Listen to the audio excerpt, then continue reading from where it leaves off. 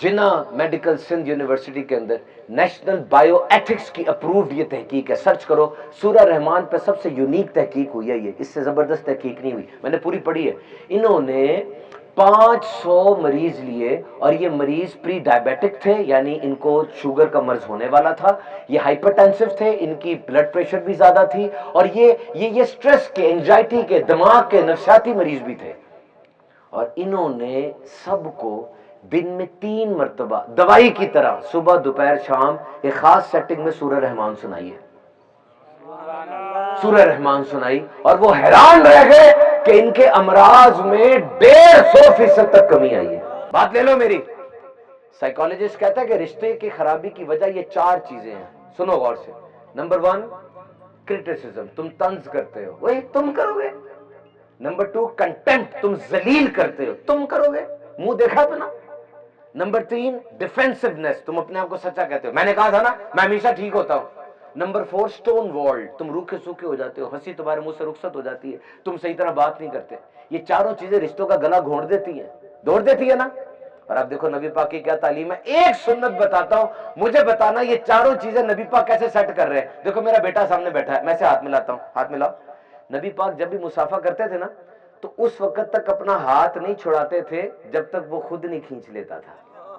अब मुझे बताओ, जब हाथ ही पकड़ा, मैं छोड़ ही नहीं रहा, तो दिल कितना मिला होगा, है कि नहीं। एक बंदे ने हाथ ही पकड़ा हुआ आपका, छोड़ ही नहीं रहा, तो उसका दिल कितना मिला होगा।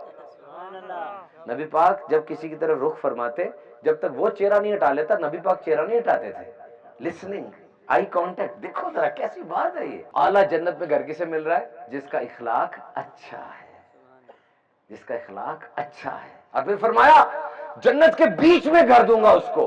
कौन? जो कि मजाक में भी झूठ ना बोले। पता मजाक में झूठ बोलने से कहां तक बात चली जाती है। और फरमाया जन्नत के किनारे में घर दूंगा उसको। किसको? वो जो हक पर होने के बावजूद पीछे हट जाए। हक पर हो, पीछे हट जाओ। पीछे दिनों चली थी ना फेसबुक पे वो रीलें चली थी, वो बंदा आया तो छोटी सी बात पे लड़ाई हुई तो 2 कत्ल हो गए थे, है ना। छाबड़ी के ऊपर आया फल लेने के लिए तो कत्ल 2 हो गए थे ना। कितना चला था, क्या हुआ होगा मुझे बताओ, सोचो जरा क्या हुआ होगा। यही हुआ होगा ना, बस लड़ाई बड़ी, बढ़ती बढ़ती बढ़ती गोली चल गई। वो एक शौहर घर आया, घर आके उसने कहा मुझे खाना दो, बीवी कहती नहीं पहले प्याज ला के दो, कहा पहले खाना दो, कहा नहीं प्याज ला के दो, आधे घंटे में तलाक हो गई।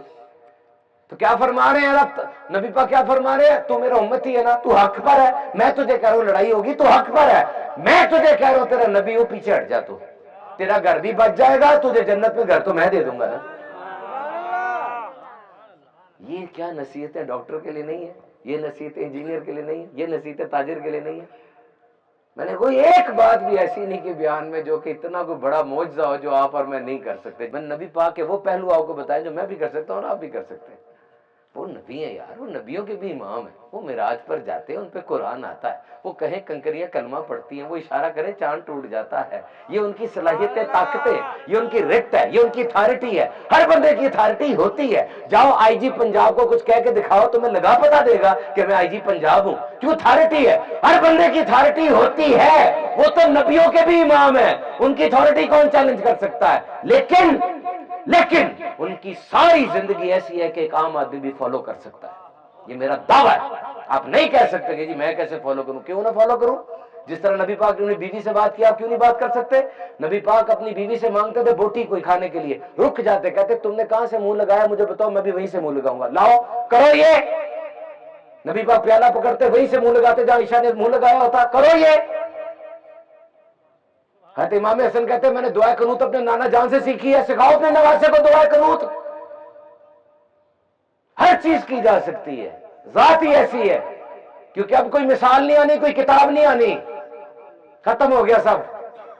और कमाल का खत्म हुआ, तुम पढ़ते नहीं हो। आओ इस तरफ। Students remember, do remember, Pakistan is a youth country. हमारी 64% पॉपुलेशन वो 30 साल से कम है।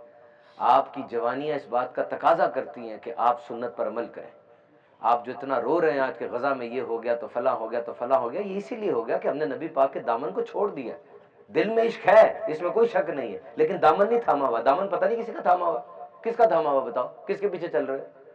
کس کی اداؤں کو ادا کر رہے ہو؟ صحابہ کرام تو اونٹ پکڑ کے گھمانا شروع کر دیتے تھے. کسی نے کہا بھائی کیوں گھما رہے ہو, کوئی وجہ تو نہیں ہے؟ کہا مجھے نہیں وجہ کا پتا, میرے نبی نے اسی جگہ پر اونٹ کو پکڑ کے یوں گھمایا تھا, میں یار کی ادا کو ادا کر رہا ہوں. Copy paste, copy paste.